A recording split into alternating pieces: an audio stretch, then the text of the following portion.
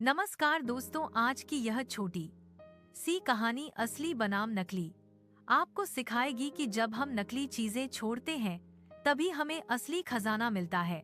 तो आइए कहानी शुरू करते हैं। मिन्नू एक प्यारी, स्नेही और सुंदर 6 साल की बच्ची थी। वह बहुत आज्ञाकारी थी और हमेशा अपने बड़ों की बात मानती थी। उसके अच्छे व्यवहार के कारण उसके माता पिता उसे बहुत प्यार करते थे। एक दिन मिन्नू की माँ उसे किराने की खरीदारी के लिए ले गईं। रास्ते में दुकानों के पास से गुजरते हुए मिन्नू की नजर एक चमकदार गुलाबी रंग की प्यारी सी प्लास्टिक मोतियों की माला पर पड़ी।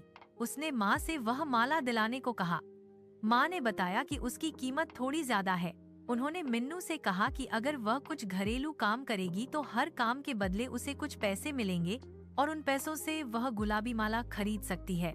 मिन्नू ने कामों की एक सूची बनाई और माँ की हर काम में मदद की। माँ बहुत खुश हुई और उन्होंने उसे इतने पैसे दे दिए कि वह गुलाबी माला खरीद सके। मिन्नू ने खुशी खुशी माला खरीदी और उसे हर समय हर जगह पहनने लगी, सिर्फ नहाते समय छोड़कर। माँ ने कहा था कि नहाते समय पहनने से उसकी गर्दन गुलाबी हो जाएगी और मोतियों की चमक चली जाएगी। इसके अलावा वह सोते समय भी माला पहनती थी। मिन्नू के पापा उसे अक्सर सोते समय कहानियां सुनाते थे।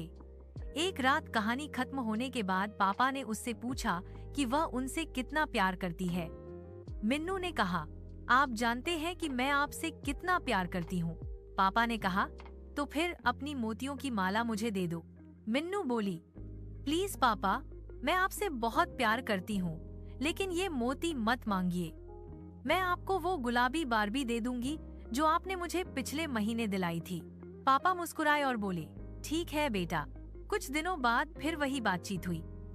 इस बार भी मिन्नू ने अपनी माला देने से मना कर दिया और बदले में अपना पालतू देने को कहा।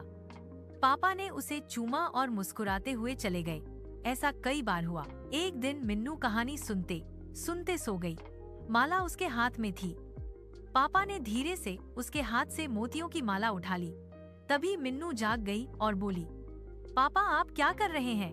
पापा ने तुरंत उसके बिस्तर के पास रखा एक ज्वेल बॉक्स खोला और उसे असली कीमती गुलाबी मोतियों की माला दे दी। उन्होंने कहा, बेटा, यही तुम्हारी असली माला है। मैं इतने दिनों से नकली माला इसीलिए लेना चाहता था ताकि तुम्हें ये असली माला दे सकूं। मिन्नू ने कहा, धन्यवाद पापा।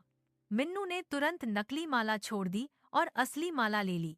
दोस्तों, इस कहानी से हमें यही सीख मिलती है कि ईश्वर हमसे कुछ छीनना नहीं चाहता, बल्कि हमारे हाथों से नकली चीजें हटाकर हमें असली वरदान देना चाहता है। अगर हम अपनी बुरी आदतें, नकारात्मक सोच और गलत रिश्ते छोड़ दें, तो जिंदगी अपने आप सुंदर हो जाती है। अगर आपको यह कहानी पसंद आई हो तो लाइक करें, शेयर करें और ऐसी ही प्रेरणादायक कहानियों के लिए चैनल को सब्सक्राइब जरूर करें। धन्यवाद। फिर मिलेंगे एक नई कहानी के साथ।